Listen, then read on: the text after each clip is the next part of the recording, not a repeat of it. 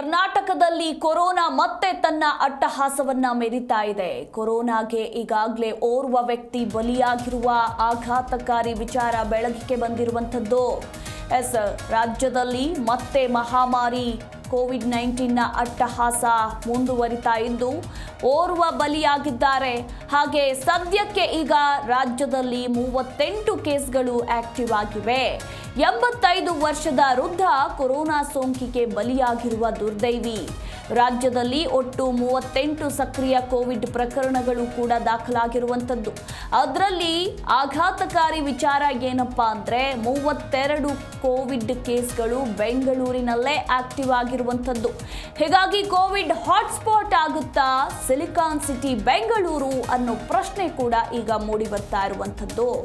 ಒಟ್ಟು ಕೊರೋನಾ ಕೇಸ್ಗಳ ಸಂಖ್ಯೆ ಸದ್ಯಕ್ಕೆ ರಾಜ್ಯದಲ್ಲಿ ಸಕ್ರಿಯವಾಗಿರುವಂಥದ್ದು ಅಂದರೆ ಆಕ್ಟಿವ್ ಆಗಿರುವಂಥದ್ದು 38 ಕೇಸ್ಗಳು. ಅದರಲ್ಲಿ 32 ಕೇಸ್ಗಳು ಬೆಂಗಳೂರಿನಲ್ಲೇ ಆಕ್ಟಿವ್ ಆಗಿರುವಂಥದ್ದು. ಬೆಂಗಳೂರು ಗ್ರಾಮಾಂತರದಲ್ಲಿ ಹಾಗೆ ಬೆಂಗಳೂರಿನಲ್ಲಿ ಈಗ ಈ ಕೇಸ್ಗಳು ದುಪ್ಪಟ್ಟಾಗಿ ಕಂಡು ಬರ್ತಾ ಇದ್ದಾವೆ ದಿನೇ ದಿನೇ. ಇತ್ತ ರಾಜ್ಯದಲ್ಲಿ ಶನಿವಾರ ಮತ್ತೆ 5 ಕೊರೋನಾ ಸೋಂಕು ತಗುಲಿದೆ ಅಂದರೆ ನಿನ್ನೆ. ಇನ್ನು ಬೆಂಗಳೂರಿನಲ್ಲಿ 85 ವರ್ಷದ ವೃದ್ಧ ಕೊರೋನಾ ಸೋಂಕಿಗೆ ಮೃತಪಟ್ಟಿದ್ದಾರೆ. ಸದ್ಯಕ್ಕೆ ರಾಜ್ಯದಲ್ಲಿ ಒಟ್ಟು 38 ಸಕ್ರಿಯ ಕೋವಿಡ್ ಪ್ರಕರಣಗಳು ಪತ್ತೆಯಾಗಿದ್ದು ಅವುಗಳಲ್ಲಿ 32 ಬೆಂಗಳೂರಿನಲ್ಲಿ ದೃಢಪಟ್ಟಿವೆ. ಇನ್ನು ಶನಿವಾರ ವಿಜಯನಗರ ಜಿಲ್ಲೆಯಲ್ಲಿ ಒಬ್ಬರು, ಮೈಸೂರಿನಲ್ಲಿ 2 ಹಾಗೆ ಬೆಂಗಳೂರಿನಲ್ಲಿ 2 ಕೊರೋನಾ ಸೋಂಕು ತಗುಲಿದೆ ಅಂತ ಆರೋಗ್ಯ ಇಲಾಖೆ ಮಾಹಿತಿಯನ್ನ ತಿಳಿಸಿದೆ.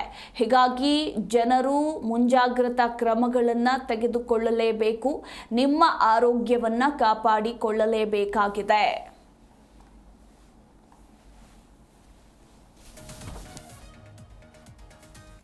ಕೆಲವು ಅಡ್ವೈಸರಿಯನ್ನು ನಮ್ಮ ಇಲಾಖೆಯಿಂದಲೇ ಪ್ರಕಟಣೆ ಮಾಡಿದ್ದಾರೆ.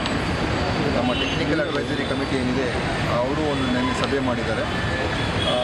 ಎಲ್ಲ ಒಂದು ವಿಷಯಗಳನ್ನು ಗಮನ ಹರಿಸಿ ರಾಜ್ಯದಲ್ಲಿ ಏನು ಈ ವರ್ಷ ಸುಮಾರು 35 ಕೋವಿಡ್ ಪ್ರಕರಣಗಳು ಈ ಪತ್ತೆ ಹಚ್ಚಿರುವಂಥದ್ದು. ಅದರಲ್ಲಿ ಬಹುತೇಕ 32 ಬೆಂಗಳೂರು ನಗರದಲ್ಲಿ. ಕಳೆದ ಒಂದು 15 ದಿವಸದಲ್ಲಿ ಸಣ್ಣ ಪ್ರಮಾಣದಲ್ಲಿ ಸ್ವಲ್ಪ ಹೆಚ್ಚಿಗೆ ಆಗಿದೆ. ಆದ್ದರಿಂದ ನಾವು ಏನು ಮುನ್ನೆಚ್ಚರಿಕೆ ಕ್ರಮಗಳು ತಗೊಳ್ಬೇಕು ಅಂತಲೂ ಕೂಡ ಅಥವಾ ಇದರ ಬಗ್ಗೆ ಏನು ನಾವು ಇಡಬೇಕು ಅಂತ ನಮ್ಮ ಟೆಕ್ನಿಕಲ್ ಕಮಿಟಿಯವರು ಕೂಡ ಮಾತನಾಡಿದ್ದಾರೆ. ಮತ್ತು ಕೇಂದ್ರ ಸರ್ಕಾರದ ಜೊತೆ ನಾವು ಮಾಡ್ತೇವೆ.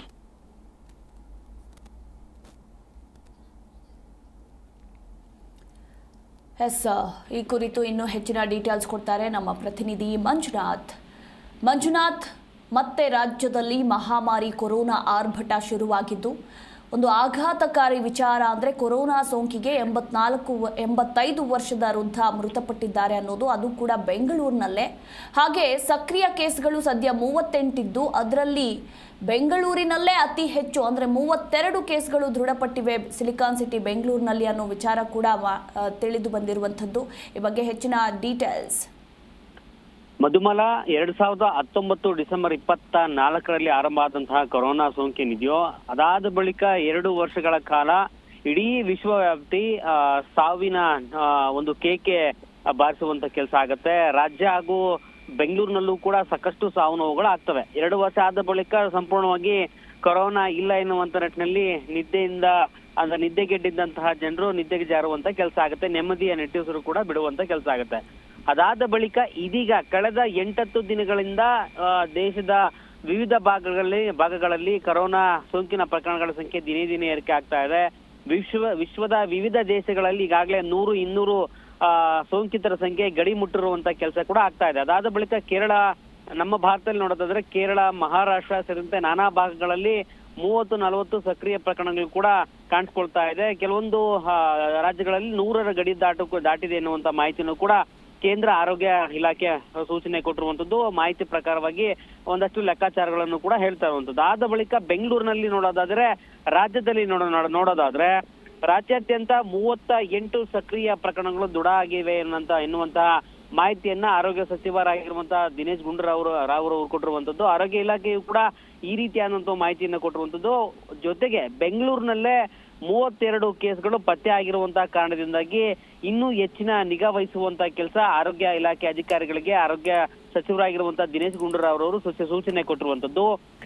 ಬೆಂಗಳೂರು ಅಷ್ಟೇ ಅಲ್ಲ, ವಿಜಯನಗರ, ಮೈಸೂರು, ಬೆಳಗಾವಿ ಜಿಲ್ಲೆಯಲ್ಲೂ ಕೂಡ ಕೊರೋನಾ ಸೋಂಕು ಪತ್ತೆ ಆಗಿರುವಂತದ್ದು. ಇದರ ಜೊತೆಗೆ ಬೆಂಗಳೂರಿನಲ್ಲಿ 85 ವರ್ಷದ ವೃದ್ಧ ನಿನ್ನೆ ಮೃತಪಟ್ಟಿರುವಂತಹ ಒಂದು ವರದಿ ಕೂಡ ಆರೋಗ್ಯ ಇಲಾಖೆ ಮಾಹಿತಿ ಕೊಟ್ಟಿದೆ. ಇವರಿಗೆ ಕೊರೋನಾ ಸೋಂಕು ಇತ್ತು, ಇವರಿಗೆ ಸಾವಾಗ್ಲಿಕ್ಕೆ ಕೊರೋನಾ ಎನ್ನುವಂತ ಮಾಹಿತಿಯನ್ನು ಕೂಡ ಕೊಟ್ಟಿರುವಂತ ಕಾರಣದಿಂದಾಗಿ ಈ ಒಂದು ಹಿನ್ನೆಲೆಯಲ್ಲಿ ನಿನ್ನೆ ಸಭೆಯನ್ನು ಕೂಡ ಮಾಡ್ತಾರೆ. ಸಲಹಾ ಸಮಿತಿ ಆಗ್ಬೋದು, ಸೇರಿದಂತೆ ತಾಂತ್ರಿಕ ಅಂದ್ರೆ ಕೊರೋನಾ ತಾಂತ್ರಿಕ ಸಲಹಾ ಸಮಿತಿ ನೇತೃತ್ವದಲ್ಲಿ ಸಭೆಯನ್ನ ಮಾಡಿದ ಬಳಿಕ ಆರೋಗ್ಯ ಸಚಿವರಿಗೆ ಒಂದಷ್ಟು ಸಲಹೆಯನ್ನ ಕೊಡ್ತಾರೆ. ಎಲ್ಲೆಲ್ಲಿ ತೀವ್ರವಾಗಿ ಕೊರೋನಾ ಕಾಡ್ತಾ ಇದೆಯೋ ಒಟ್ಟು ರಾಜ್ಯದ 8 ಮೆಡಿಕಲ್ ಕಾಲೇಜುಗಳಲ್ಲಿ ಟೆಸ್ಟ್ ಮತ್ತೆ ಆರಂಭ ಮಾಡಬೇಕು ಎನ್ನುವಂತ ಸೂಚನೆಯನ್ನು ಕೂಡ ಕೊಡಲಾಗಿದೆ. ಬೆಂಗಳೂರಿನಲ್ಲಿ ಹೆಚ್ಚು ಕೋವಿಡ್ ಟೆಸ್ಟ್ ಮಾಡುವಂತಹ ಕೆಲಸ ಕೂಡ ಆರೋಗ್ಯ ಸಚಿವರು ಸೂಚನೆ ಕೊಟ್ಟಿರುವಂತಹ ಕಾರಣದಿಂದಾಗಿ ಜನ ನಾವೇನು ಮಾಸ್ಕ್ ಗಳನ್ನ ಹಾಕಿ ಎನ್ನುವಂತ ನಿಟ್ಟಿನಲ್ಲಿ ಕಡ್ಡಾಯವಾಗಿ ನಾವು ಹೇಳೋದಿಲ್ಲ, ಸ್ಯಾನಿಟೈಸ್ ಹಾಕಿ ಎನ್ನುವಂತ ನಿಟ್ಟಿನಲ್ಲಿ ಏನು ಹೇಳೋದಿಲ್ಲ. ಒಂದು ವೇಳೆ ಯಾರಿಗಾದ್ರೂ ಸೋಂಕು ಪತ್ತೆ ಆಗಿದ್ರೆ ಜನರಿಂದ ದೂರ ಇರುವಂತೆ ಸಲಹೆಯನ್ನ ಕೊಡುವಂತ ಕೆಲಸವನ್ನ ಮಾಡ್ತಾರೆ ಮಾಡಿ ಎನ್ನುವಂತ ಮಾಹಿತಿಯನ್ನ ಅಷ್ಟೇ ಕೊಡ್ತಾ ಇದ್ದಾವೆ. ಜನ ಕೂಡ ಅರಿತುಕೊಂಡು ಮಾಸ್ಕ್ ಗಳನ್ನ ಹಾಕೊಳ್ಳಿ, ಜೊತೆಗೆ ಸ್ಯಾನಿಟೈಸರ್ ಗಳನ್ನ ಉಪಯುಕ್ತ ಮಾಡುವಂತದ್ದು ಅಂದ್ರೆ ಉಪಯೋಗ ಮಾಡುವಂತದ್ದು ಸಾಕಷ್ಟು ಉಪಯುಕ್ತ ಎನ್ನುವಂತ ಸೂಚನೆಯನ್ನು ಕೂಡ ದಿನೇಶ್ ಗುಂಡೂರಾವ್ ಅವರು ಕೊಟ್ಟಿರುವಂತ ಕಾರಣದಿಂದಾಗಿ ಇವತ್ತಿನ ಹೆಲ್ತ್ ಬುಲೆಟಿನ್ ಅಂದ್ರೆ ಕೊರೋನಾ ಸೋಂಕು ನಿನ್ನೆಗೆ 38, 36 ಇರುವಂತ ಕಾರಣದಿಂದಾಗಿ ಇವತ್ತು ಸಂಜೆ ಒಳಗಾಗಿ ಮತ್ತೊಂದು ಹೆಲ್ತ್ ಬುಲೆಟಿನ್ ಬಿಡ್ತಾರೆ.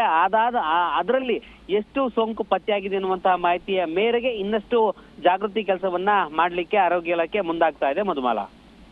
ಎಸ್, ಥ್ಯಾಂಕ್ ಯು ಮಂಜುನಾಥ್ ನಿಮ್ಮೆಲ್ಲ ಮಾಹಿತಿಗಾಗಿ.